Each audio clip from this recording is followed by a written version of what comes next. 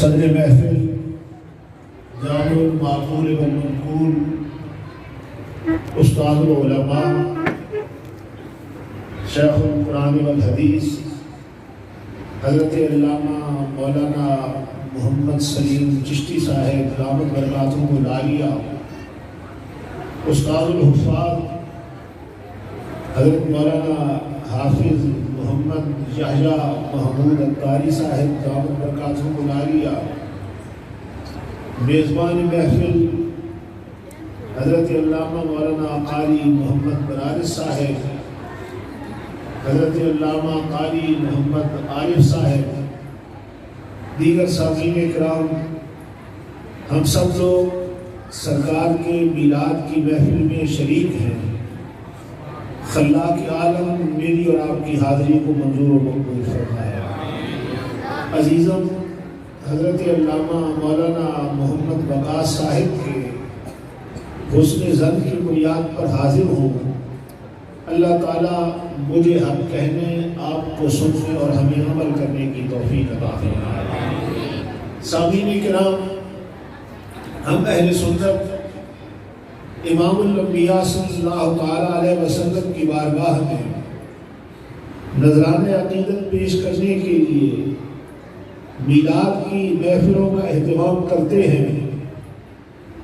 عام طور پر یہ کہہ دیا جاتا ہے کہ جی کو ابو بکر صدیق نے میلاد منایا تھا، عمر فاروق نے میلاد منایا تھا، مولا علی نے میلاد منایا تھا، سیدنا عثمان حسنین کریمین نے میلاد منایا تھا۔ تو میری گفتگو کا موضوع یہ ہے، جو کچھ ہم کرتے ہیں یہ میرے رب کے فرمان سے ثابت ہے، امام الانبیاء کے ارشاد سے ثابت ہے۔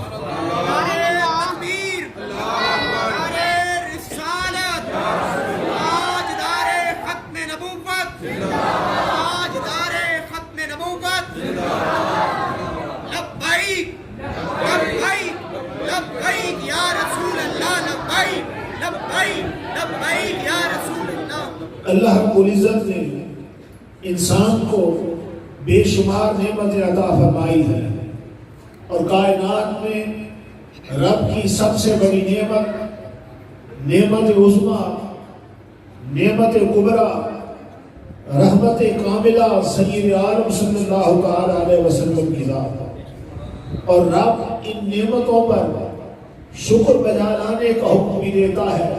فرمایا اذ تأذن ربکم لئن شکرتم لأزیدنکم، کہ تمہارا رب تمہیں حکم دے رہا ہے لئن شکرتم، اگر تم میری نعمتوں کا شکر بجا لاؤ گے، لأزیدنکم، میرا انعام و اکرام بڑھتا چلا جائے گا، ولئن کفرتم، اور اگر تم نے کفران نعمت کا ارتکاب کیا تو سن لو ان عذابی لشدید، بے شک میرا عذاب بڑا سخت ہے۔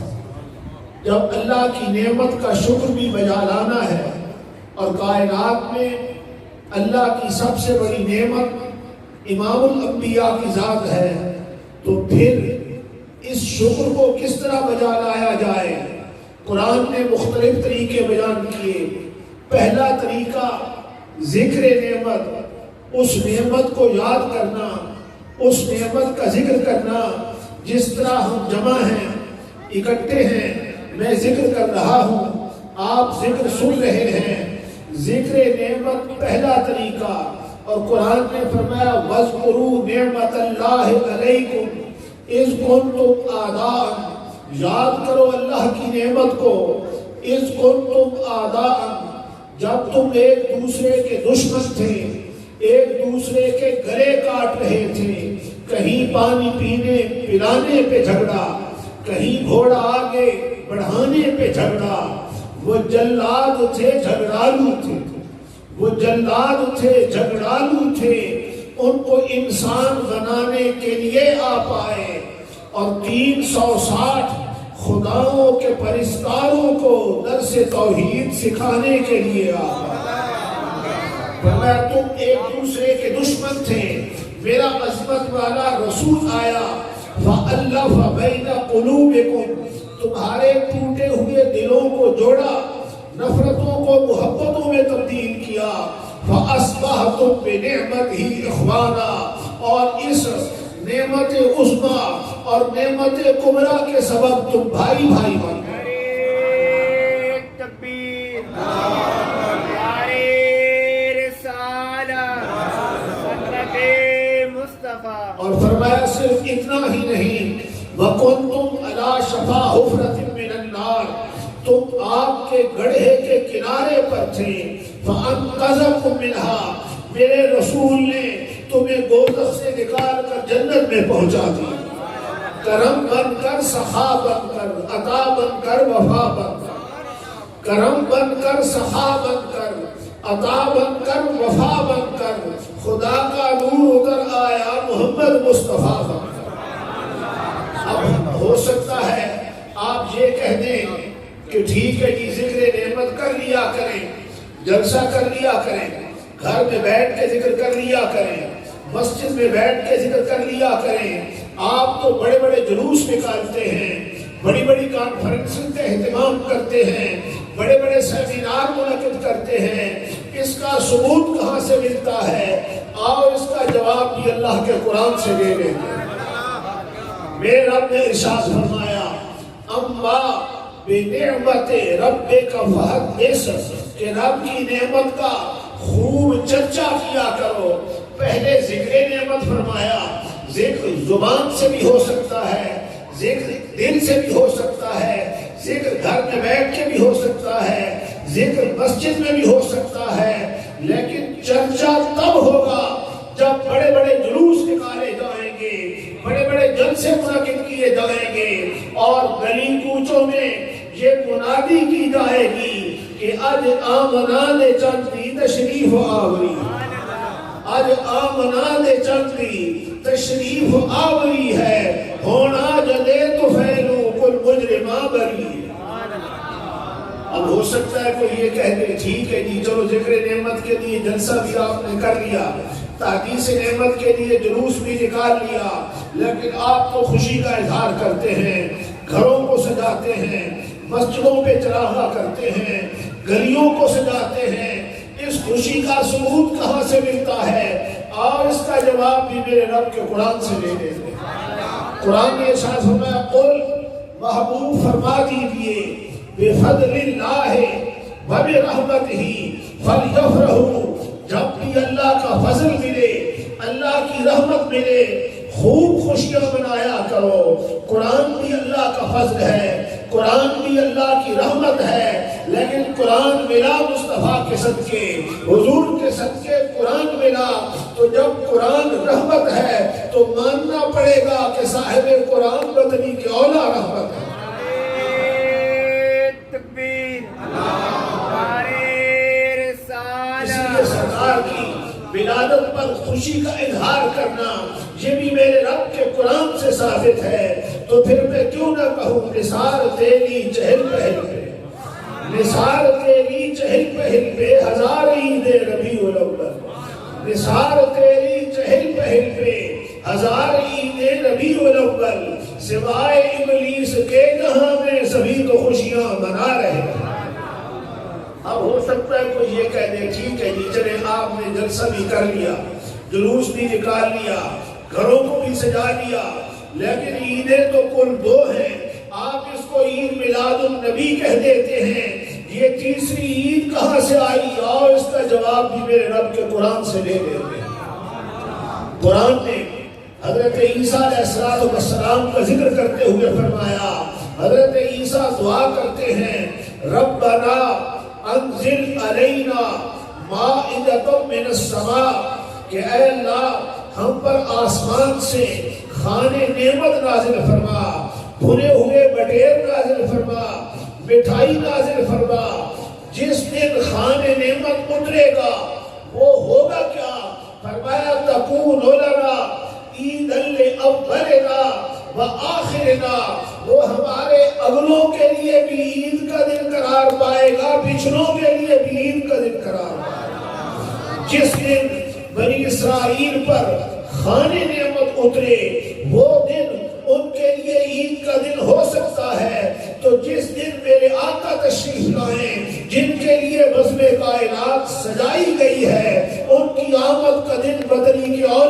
का दिन होगा। नारे तकबीर, नारे रिसालत, लब्बैक। तो फिर मैं क्यों ना कहूँ, आई है दुनिया में जब जब ईद मीलाद रसूल, आई है दुनिया में जब जब ईद मीलाद रसूल, खोएगी दुनिया के सब हम ईद मीलाद रसूल।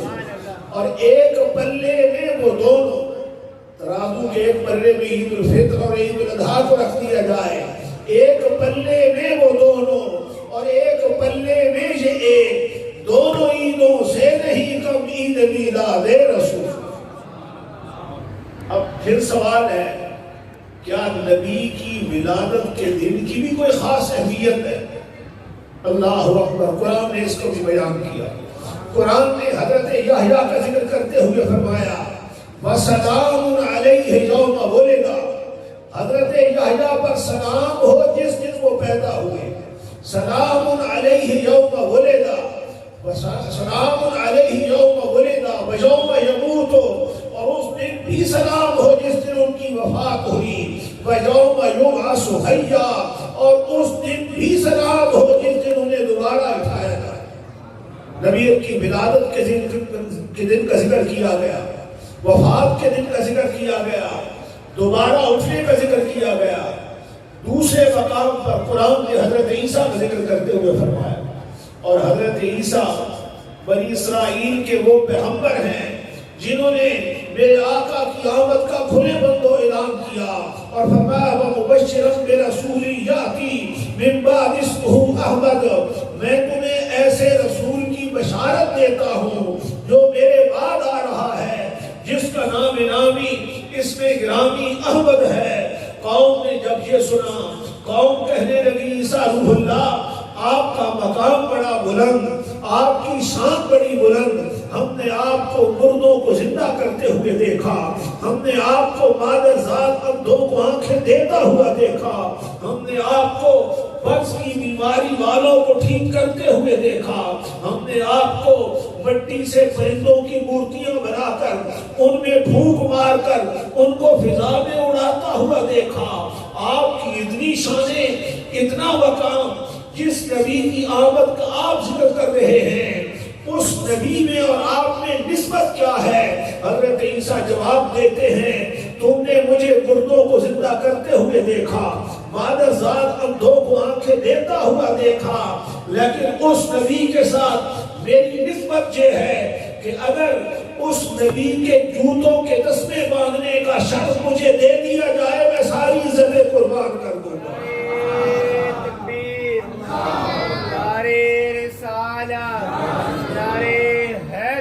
और यही वजह है कि कुरान ने इसी वजह से शायद हजरत ईसा के मिलाद को बड़ी तफसील के साथ बयान किया।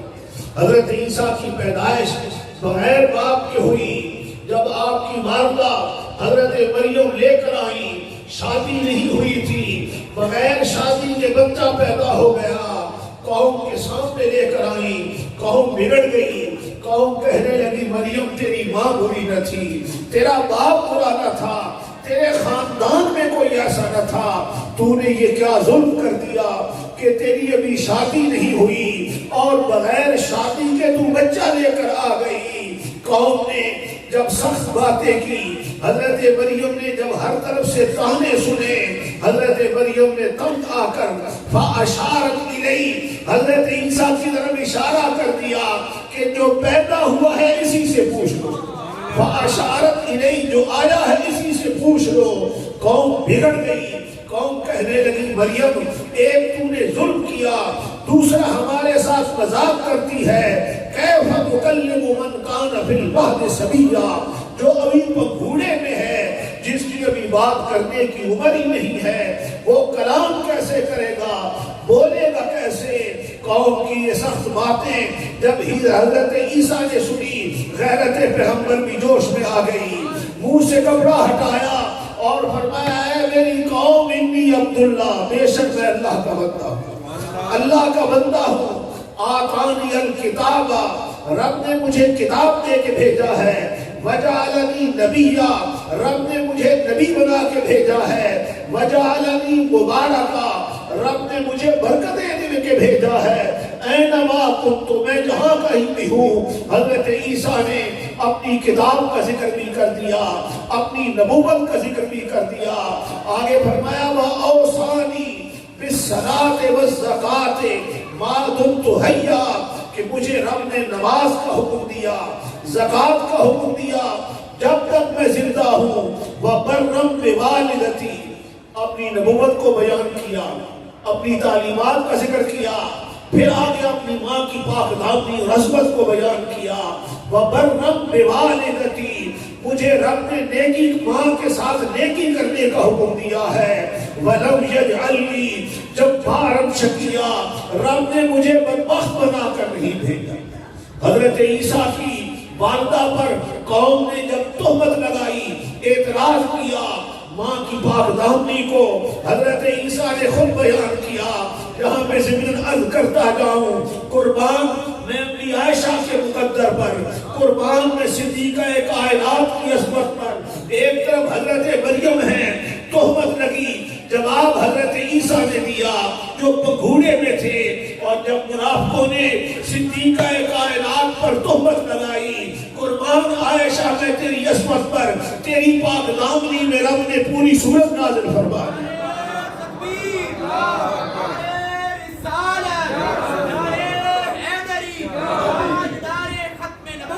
اب حضرت عیسیٰ علیہ السلام نے یہ سارا ذکر کرنے کے بعد اپنی پیدائش کے دن کی عظمت کو بیان کیا. فرمایا وَالسَّلَامُ عَلَيَّ يَوْمَ وُلِدتُّ، مجھ پر سلام ہو جس دن میں پیدا ہوا ہوں، جس دن میری پیدائش ہوئی ہے. وَيَوْمَ أَمُوتُ، اور اس دن بھی سلام ہو جس دن میری وفات ہوگی. وَيَوْمَ أُبْعَثُ حَيًّا، اور اس دن بھی سلام ہو جس دن مجھے دوبارہ اٹھایا جائے.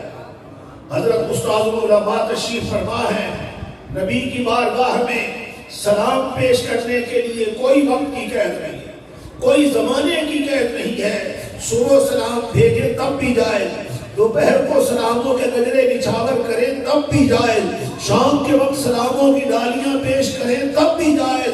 لیکن قرآن نے نبی کی ولادت کا دن کا ذکر کر کے یہ فلسفہ سمجھا دیا کہ یوں تو ہر گھڑی سلام بھیجو، لیکن جب میرے نبی کی ولادت کا دن آئے، بڑے بڑے جلوس نکال کر، بڑی بڑی کانفرنسز کا اہتمام کر کے اور گلی کوچوں میں سلاموں کی دھوم مچا دیا کرو اور یہ کہہ دیا کرو سلام اے آمنہ کے لال اے محبوب سبحانی، سلام اے آمنہ کے لال اے محبوب سبحانی، سلام اے فخر موجودات فخر نوع انسانی، سلام اے ذل رحمانی، سلام اے نور یزدانی، سلام اے ذل رحمانی، سلام اے نور یزدانی، تیرا نقش قدم ہے زندگی کی لوح پیشانی.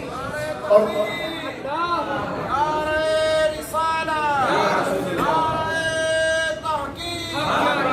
تیرے آنے سے رونق آ گئی گلزار ہستی میں، تیرے آنے سے رونق آ گئی گلزار ہستی میں، شریک حال قسمت ہو گیا پھر فضل ربانی.